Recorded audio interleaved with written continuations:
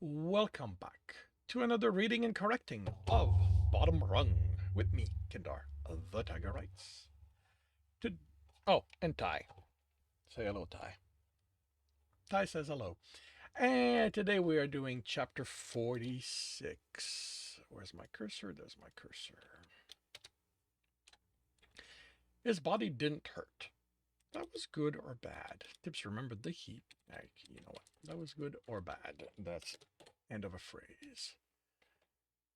Tibs remembered, not only that, that's going to be a different paragraph. There we go. His body didn't hurt. That was good or bad. That was good or bad. Tibs remembered the heat, the pain that was so much it disappeared. He was either hurt so badly his mind couldn't comprehend it, or he wasn't hurt. A dungeon had been involved, so either was possible. He sensed within, his reserve was bright to him, the essence spilling out through his body. He sensed nothing different about the other four, the same small reserves on the surface of the larger one. He wondered what his essence did and pushed his awareness to see if it was around him. He felt it in two parts of the room he was in, and unlike how water, earth, and air usually registered, a shapeless mass, this had form, that of a person. The arms and legs, torso, and the head. He grunted in surprise. I think he's awake, Karina said, and one of the four moved. He focused on her. The essence inside her body was different from that of his reserve. It registered to him as a blue-gray tint, with a blue-gray tint, like a paler version of her eyes. The other person approached. The essence of the body was slightly reddish-brown. Tibs considered not doing anything. If he didn't move, if he didn't acknowledge he was awake, he didn't have to find out if the lack of pain was good or bad. Are you sure? Jekyll whispered, and the worry in his voice pushed Tibs to open an eye. The fighter quickly wiped at his eye. There you are. If you wanted us to carry you out of the dungeon, you could just have asked. Could have just asked. How are you feeling? Karina asked, looking at him with concern and taking his hand. There was no pain. He felt her touch, not just the pressure, but the texture of her fingers. Why wasn't there any pain? Where are we? He asked to test his voice. The heat had eaten him from the inside, but he sounded fine. The room was spacious, one window with curtains, a large dresser. The inn, Jekyll said. We were going to take you to our room, but word made it to Crow before we got here, and he wouldn't hear of you staying there. You do know I've never gotten a room to myself in this place, right? I always have to share. Tibbs snorted. Like you'd want to be alone with Krosef just a few doors away. Carino squeezed his hand, and again there was no pain. What happened? Tibbs asked, unable to stop himself. He didn't want to know what state he was in, but he wanted to know how it was they were back in town. How it was he wasn't dead. You mean beside you almost dying? Jekyll snapped, and Karina glared at the fighter. Tibbs swallowed at the hurt in the man's voice. Fuck, Tibbs. Fuck, Tibbs, Jekyll whispered, looking at the ceiling. I'm the one who does stupid stuff like that. You're supposed to be the smart one. Tibbs tried to say something, to play it off as a joke, to tell Jekyll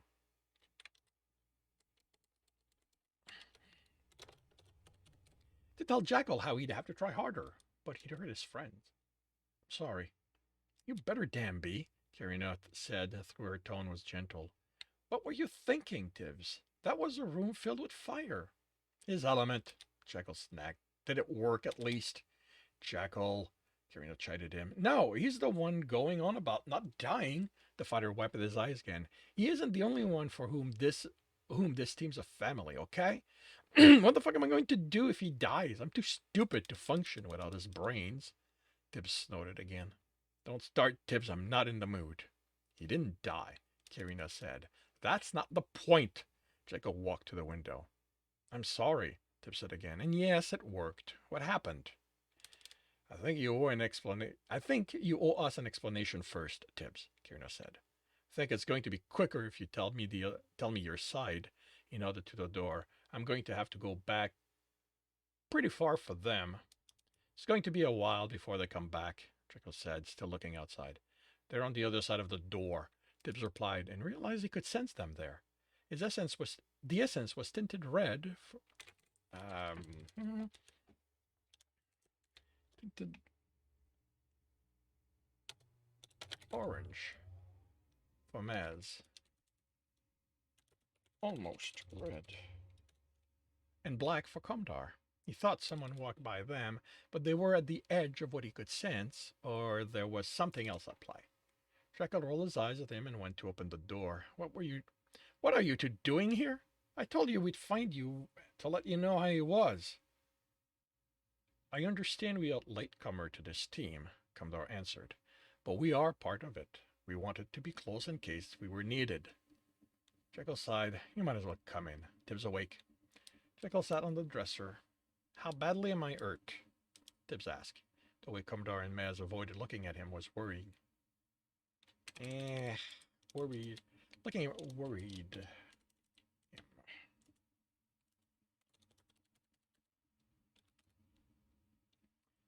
You're fine, Kirino said, although you're going to have to explain how that is. Tibbs looked down at himself and saw a bedsheet with intricate designs covering him. My things? Where do you think? Jekyll demanded. You couldn't leave the coins with me, could you? You had to take them into the fire. You had to take them in the fire. Into the fire. I'm sorry. He sat and looked under the sheet. His skin was pale but unblemished. Wait, my shoes? You were wearing them in the fire, Kirino said, along with the pouch containing the coins. And my amulet! Tibbs groaned. Why hadn't he left all that behind? He had been so stupid. Maybe next time you can listen to the greedy fighter when he tells you about the wealth you're going to destroy, Jekyll said, then sighed. You really need to think about the rest of us, you know. As squirmed into place. It's okay, Tibbs said. I deserve the tone. And then he's covering up that he cares with it. I'm not covering up a damn thing, Jekyll protested. I care. I'm just pissed. Tell me what happened after I went into fire. Jekyll and Kirino looked at him in horror. You screamed, Komdar said, until you stopped, which I believe was more frightening. The fire was so hot we could not approach. Tried to turn it off, Mez said, but the essence in there was like nothing I've ever felt. Trying to get close was like when I had my audience, only I had to decide I wanted to go in instead of being forced. I couldn't do it. Then it extinguished itself, or I suppose the dungeon did it, since that is, since it controls everything there. All right. Then it extinguished itself, or I suppose the dungeon did it, since it controls everything there. Komdar looked like he had difficulty finding the words. Kirino squeezed his hand. You were nothing more than a burnt husk, Tibbs, all curled up and on yourself. She shuddered. We thought you were dead, but you whimpered. We wanted to do something to help you, but we had nothing. She wiped at her eyes. I never felt so helpless. Then the golem showed up, Mez said. Big brute, Tibbs said. Jekyll snorted. That's a name for it. It took everything we threw at it, which included me, so you know how tough that thing had to be. We were regrouping, and it just stayed there, crouched next to you.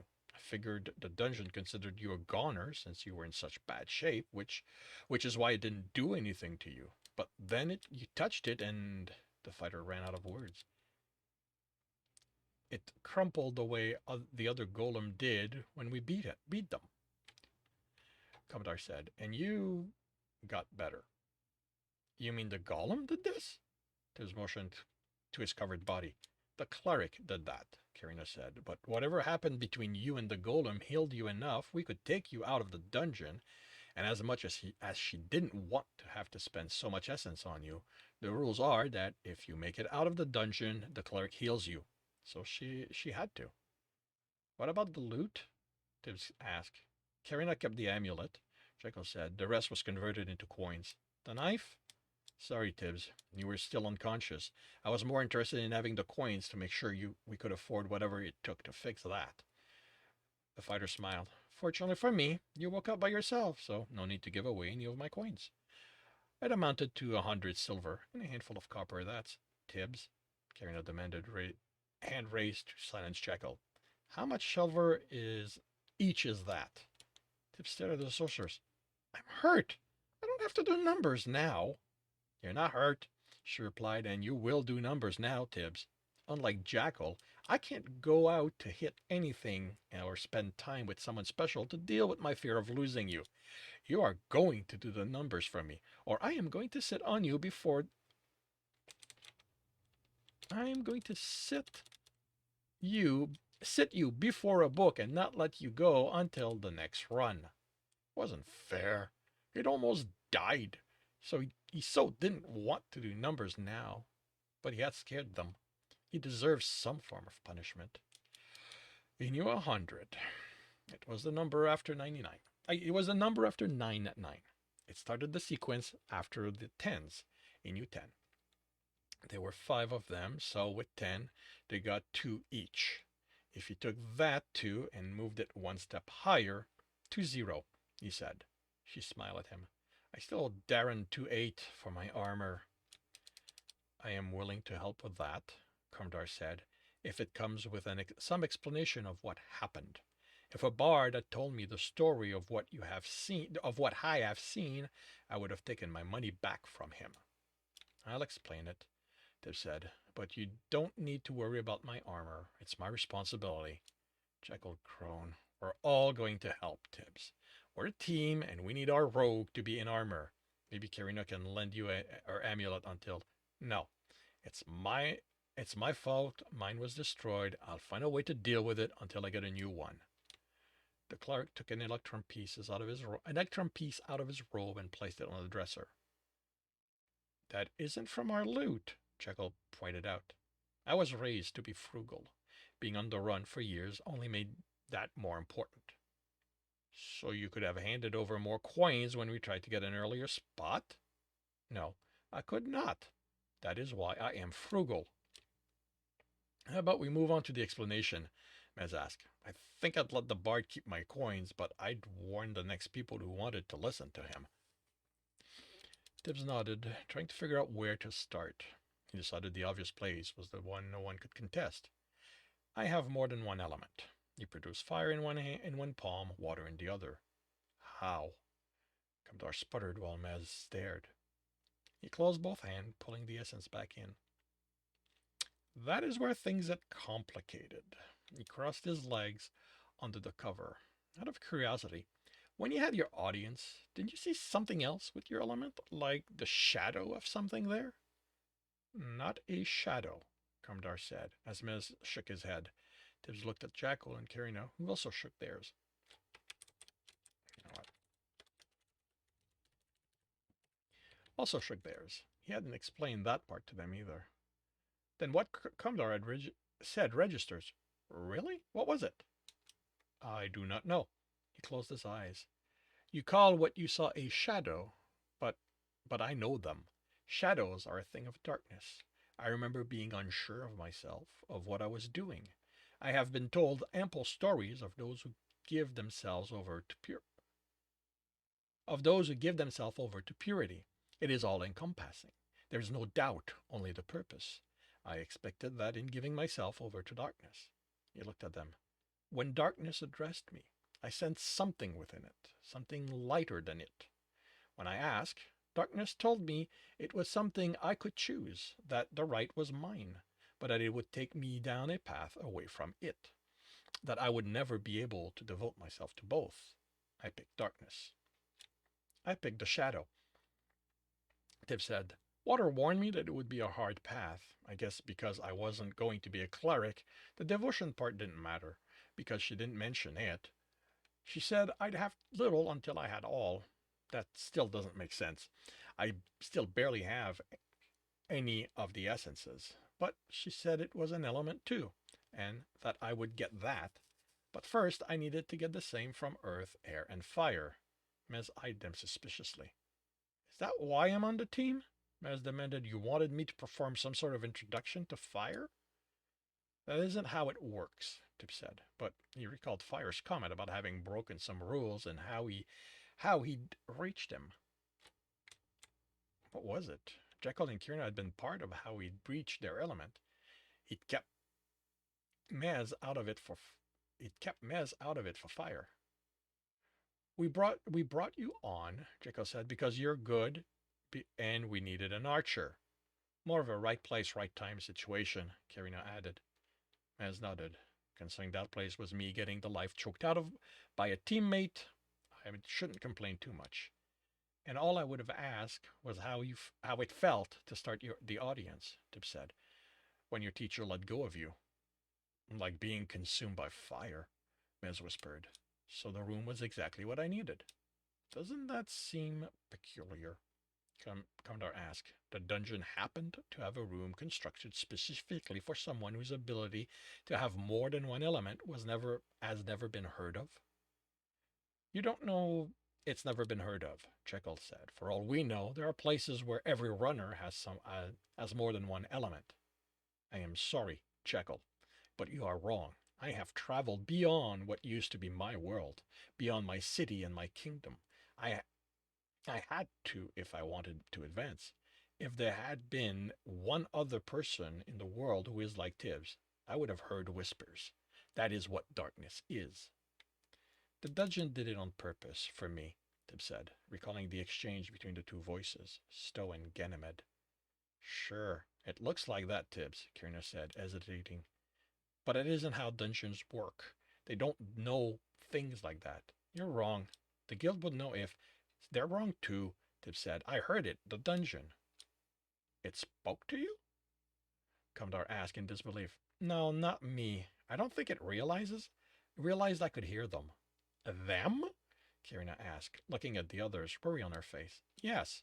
Before the golem showed up, they talked about how I shouldn't have been hurt by fire, how my essence should help me use it. Should how my essence should help me. How my essence should help me using the golem. Tibs, Jekyll said, that's when you were dying. I know, but maybe you imagined it, Mess said. Them? The voices? He too was looking at Tibs with worry. He knew he hadn't imagined it. But the way they looked at him. Look, I know it's difficult to believe. It isn't difficult, Jekyll said. It's impossible. The guild doesn't know everything, Tibs said in exasperation. I didn't talk to the guild, the fighter replied. Safina's dad did his own research on dungeons. If there had been any mention of dungeons being able to talk, let alone in two voices, he would have come across it. Tibs, you were nearly burned to death. You had some new element no one ever heard of. I think you just needed something to help you understand, and you made up the voices. Tibs swallowed his protest. Jekyll had just admitted there was something no one had ever heard of that was real, but two of them were were too much, it seemed. I almost want to believe Tibs, Commodore said. The idea that this was a coincidence is almost too much. But only almost, Mez said. Dungeons are strange places, Kirina said. They're cunning enough to outthink us in certain aspect. Luck, Alistair had told him, was a thing the dungeons had caused countless sages to believe was real, enough that university did research to prove it was an element. Could that be it? Was it just dungeon-made luck that had allowed him to have his audience, and he'd invented the voices, like Jekyll said, because he was dying and his essence was pushing him to survive? He didn't want to believe that. But he didn't want to believe that, but what was more likely? What was more likely? Tibs ending up in a ending up as a dungeon runner after being caught picking the wrong pocket, or that he should have been with his hand on the chopping block. And yet, here he was. Then why the golem? As asked. Or do we think the dungeon didn't send the golem? It sent it there to kill us. Jekyll stated. We probably did enough damage to it had to rest like we did, and Tib did his thing on it, whatever that is. He watched his team argue about how everything that had happened had been accidental, or the work of nothing more than cunning. They wouldn't believe him, which was fair. The only reason they believed him about his element was that he could show he had more than one, which Commodore had said couldn't happen. Unless he could show to them the dungeon could speak, there was nothing he could say to convince them. They were looking at him, expression expectant. I guess you're right, he said. I have to have imagined it. Kumdar was the only one whose expression didn't show relief, but the cleric could tell he was hiding something. It was something darkness did, after all. The cleric shrugged and relaxed. Unlike Bardic, it seemed he could live with his friends having secrets. So how did you do the thing to the golem? Miss asked. Tib shrugged. I don't know. It had my element in it, and I pulled it into me to fill my reserve. I didn't know what I was doing, I just did it. And it healed you, Kumdar mused. Could your element be purity? No, Kirina stated. I mean, you can't have that from multiple element. To be purity, you'd have to go into the dungeon of purity. That is a fair point, Kumdar said, sounding amused. I ask because that is the only element I am aware of which can cause healing. But it doesn't do it by destroying something else, does it? Jekyll asked. Maybe the golem crumbling as Tibs touched it is another coincidence. We had damaged it greatly. I did pull the essence it had into me, Tibs pointed out. True. Then I am at a loss. If we look at what happened, I would say that you took its life force and used it to heal yourself. In which case, the damage we caused may have been why you didn't heal fully. But I would like to think that if life force was an essence, someone would have known about it. Tib shrugs. Wait, isn't light the element opposite of darkness? Jekyll asked. You kill, so shouldn't light heal? Darkness is not about death. At this point, I've had quite a fair bit of head bobbing.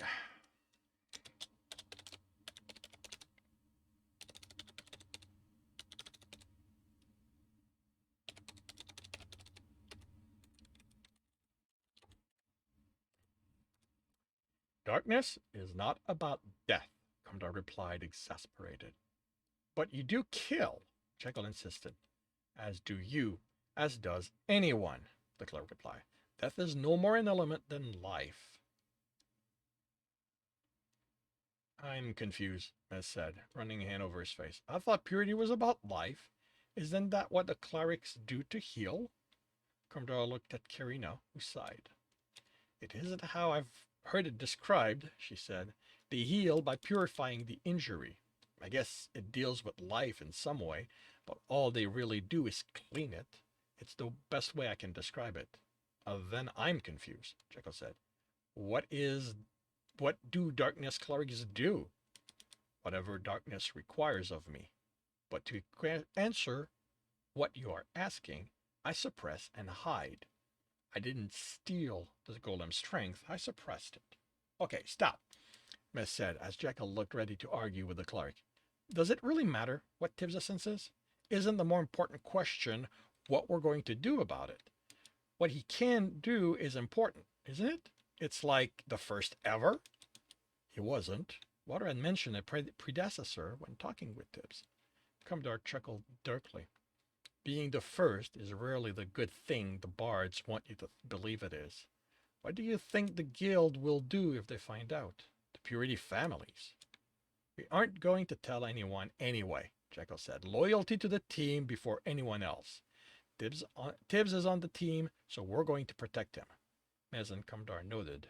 Kirina was slower. Kirina? Tibs asked. I don't know, she answered. I mean, yes, the teams come first, but purity clerics could help you. And there are some right here who work for the guild, Kumdar pointed out. They wouldn't tell them, she replied. Their loyalty is to the element, not the guild. The clerk snorted and headed for the door. I was under the impression you had started to understand that was... Oh, that was not... the good thing you were indoctrinated to believe. What does that mean? She demanded. It means that you have no right to be this naive white blood. The cleric spat. Not after what you have experienced here. He slammed the door behind him. Kirina was pale. Jekyll eyed the door speculatively, and Mez looked as confused as Tibs felt. And this concludes chapter 46. If you are enjoying this, subscribe and hit the bell. Hit the thumbs up. Share with your friends. Share with the world. If you want to read the story, it is available on Royal Road. The link is in the notes, as is the link to my Patreon, where you can, if you want to support me and if you want to read book 2 that is currently being written, or as of the recording of this. And with that, I shall wish you a good day.